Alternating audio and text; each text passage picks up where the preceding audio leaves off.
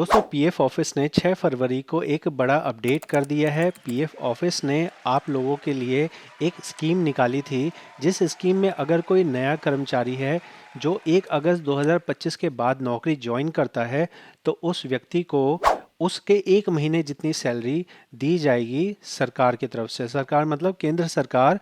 अगर आपकी तनख्वाह 15,000 है तो आपको 7,500 रुपये पहला 6 महीना पूरे होने पे और 7,500 रुपये 12 महीने कंप्लीट होने पे देने वाली थी। ये स्कीम 1 अगस्त से चालू हुई थी और इसके 6 महीने होने थे फरवरी 2026 में।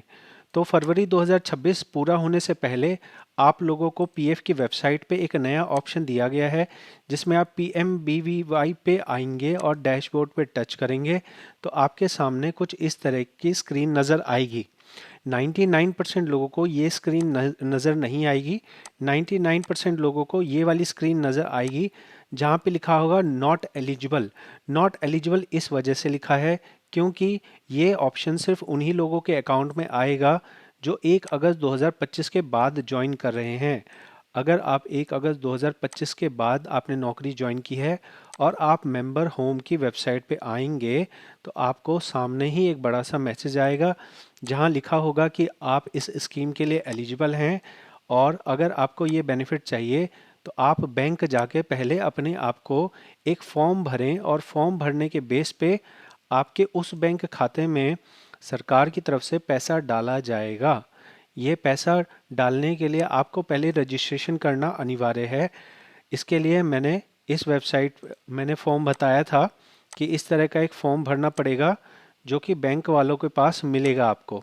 इस तरह का एक फॉर्म होगा जो बैंक वालों के पास, आपका कोई भी बैंक हो आप वहाँ जाइए, वहाँ आपको ये फॉर्म मिलेगा। फॉर्म भर के ब्रांच में आपको जमा करना है, तब जाके आपका ये काम होगा। अगर आप इसे ऑनलाइन करना चाहें तो ऑनलाइन भी ये काम हो सकता है। इसके लिए ये वेबसाइट दे रखी है। आपको जाना है कस्टमर टैब में। देखिए हम यहाँ आ गए। उसके बाद हमें कस्टमर टैब में जाना है। उसके बाद हमें अपने आप को रजिस्टर करना है। इसके लिए भारत आधार सीडिंग इनेबलर यहाँ हम टच करेंगे। उसके बाद हमें अपनी सारी डिटेल्स डालनी है। सारी डिटेल्स डालने के बाद यहाँ पे कुछ देख सकते हैं, कुछ ऑप्शंस इन्होंने रखे हैं, इसको आप खुद से एक्सप्लोर कर सकते हैं। मेरा अभी पर्पस ये है कि मैं आपको ये बताऊं कि इस स्कीम में क्या करना है। आप यहाँ पे देख लीजिए, ये बहुत ही आसान ही लग रहा है, ज़्यादा कोई कॉम्प्लिकेटेड नहीं है। यहाँ आपको अपना आधार नंबर डालना है। यहाँ आपको आधार सीडिंग के लिए सीडिंग पे टच करना है। उसके बाद आपको बैंक सेलेक्ट करना है। यहाँ अकाउंट नंबर डालना है, यहाँ भी अकाउंट नंबर डालना है और आपका यहाँ पे नीचे आएंगे। नीचे आके ओके करना है, कैप्चा कोड डालना है, सबमिट कर देना है। इतना करने से जो फॉर्म आपको बैंक में जाके भरना था वो काम आपका ऑनलाइन ही हो जाएगा। आप चाहें तो यहाँ से अपना रिक्वेस्ट स्टेटस वगैरह भी चेक कर सकते हैं। तो जैसे ये मेंबर का केस है, इस मेंबर के केस में ये क्या करेंगे, ये जो काम इनको करना है, इस काम को करने के लिए ये इस वेबसाइट पे जाके अपनी डिटेल डाल लेंगे। यहाँ पे ये कहा जा रहा है कि मान लीजिए कि आपने ये वाला काम अब नहीं किया और आपके 6 महीने कंप्लीट हो गए, तो क्या आपका बेनिफिट ख़त्म हो जाएगा? नहीं। जब आप मान लो 8 महीने पे आपने ये काम किया तो आपको जो पैसा 6 महीने पे मिलना चाहिए था वो आपको 8वें महीने में जाके मिल जाएगा। इसको हम ओके करते हैं। हम यहाँ पे नॉमिनेशन अभी हमने नहीं भरा, इसको ओके कर दिया।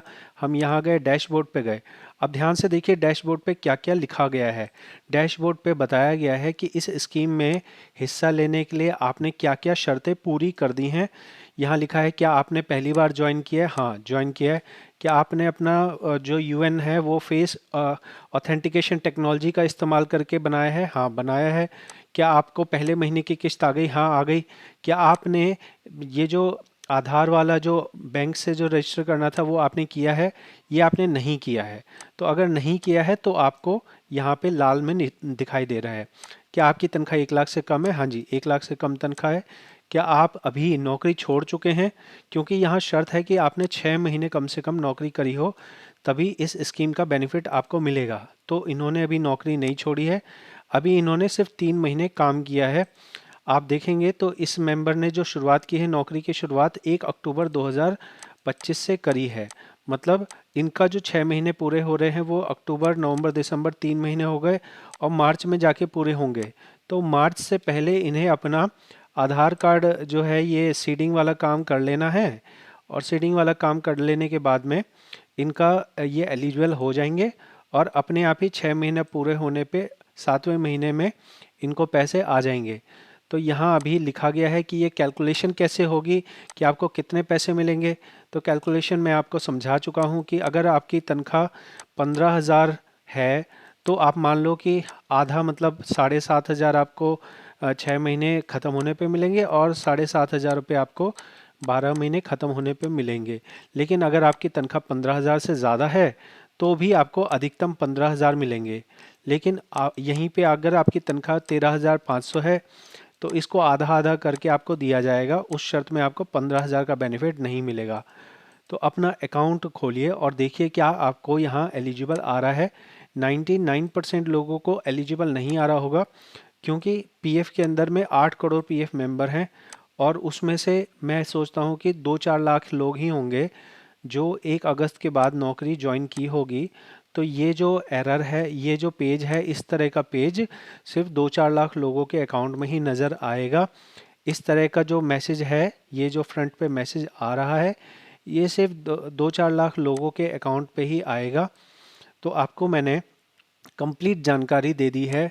आपको इस चैनल पे जो भी जानकारी दी जाती है ये काफ़ी डीप नॉलेज होती है। आपसे रिक्वेस्ट करूँगा कि आप चैनल को सब्सक्राइब ज़रूर करें।